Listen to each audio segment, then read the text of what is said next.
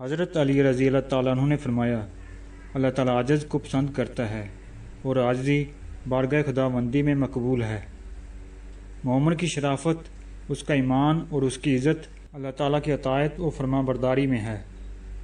بدزبان بے ادب ہوتا ہے اور بد اخلاق کے لیے سرداری عزت نہیں ہے۔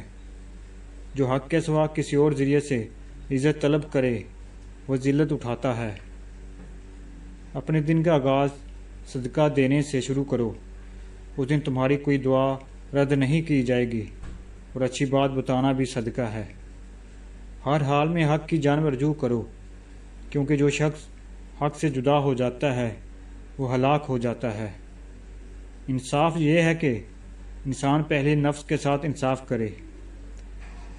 بخیل سے کبھی سخاوت کی امید نہیں کی جا سکتی، اور علم بے انتہا ہے۔ تمہارا بہترین تجربہ وہ ہے جس سے تمہیں نصیحت حاصل ہو، اور بہترین علم وہ ہے جس سے تمہاری درستی اور اصلاح ہو۔